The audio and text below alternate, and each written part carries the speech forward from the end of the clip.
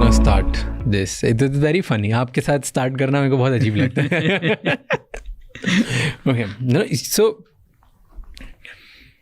हमारी last conversation हुई थी and आपने एक sort of statement बोला था कि prediction, I don't know, like this prediction, right? To me that was very shocking. Yeah, I wouldn't say shocking also. It's a statement जो मैं बहुत सोच रहा हूँ जिसके बारे में बहुत ज़्यादा. आपने बोला कि marriages in India ये ख़त्म हो जाएंगी by 2047 max. क्यों? शादी क्यों ख़त्म होगी?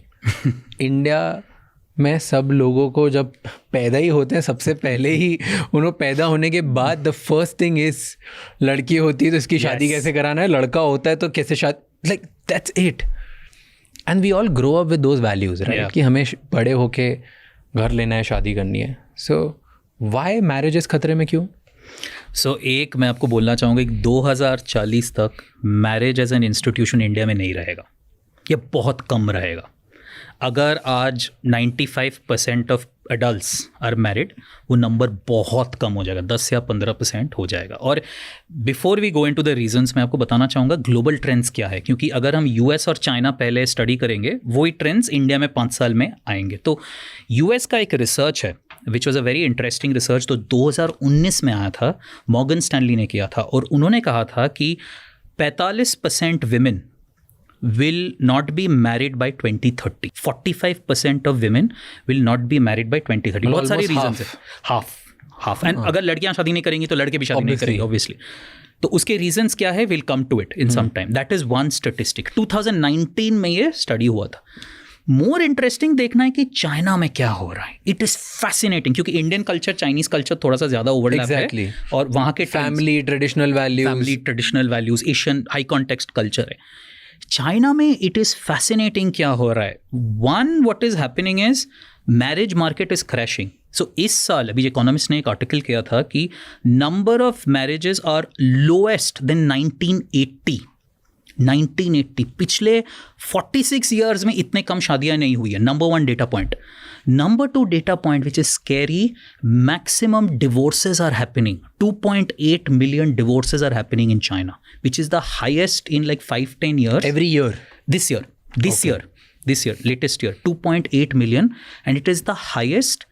एंड चाइना का इतना इंटरेस्टिंग है क्योंकि government does not want marriage to collapse. तो गवर्नमेंट क्या क्या कर रहा है उधर, एक तो है गवर्नमेंट एक कूलिंग ऑफ पीरियड देता है कि 12 से 18 महीने के पहले शादी, मतलब डिवोर्स अलाउ ही नहीं करता है. तो government at every point is pushing कि आप शादी में रहो, क्योंकि उनका बर्थ सिस्टम क्रैश कर रहा है, पॉपुलेशन क्रैश कर रहा है. It doesn't. Number 2, it doesn't allow alimony. 2000 सबको लगता है कि एलिमनी की वजह से बहुत शादियाँ टूटती है. तो 2011 में चाइना ने एक रूल लाया था कि जो भी आप शादी में डाल रहे हो उसी रेशो में आप निकाल सकते हो. तो एलिमनी का कॉन्सेप्ट ही हटा दिया. So despite this government her point पे पुश कर रहा है, और गवर्नमेंट मीडिया में भी बोलता है कि what is a ideal family, कि आप male female children narrative build कर रहा है. और चाइना में तो पूरा मीडिया उनके control. Despite this divorces are super high, lowest number of marriages are happening. ये यूएस में हो रहा है, ये चाइना में हो रहा है. Now comes the reason. The most important reason is 70% divorce are being initiated by women. Okay. तो woman is deciding शादी करनी है कि नहीं करनी है, woman is deciding divorce करना है कि नहीं करना है. And it is fascinating उनका mindset, US हो, चाइना हो, और ये ट्रेंड आपको अर्बन इंडिया में भी अभी भी दिख रहा है, जो मैं बोलने वाला हूँ अभी भी आपको दिखेगा, that women are driving this conversation in terms of why this is happening. तो अगर आप पूछे अगर आप पूछे, I'll give you 5 words. इसमें बहुत डेप्थ है, we'll go one by one.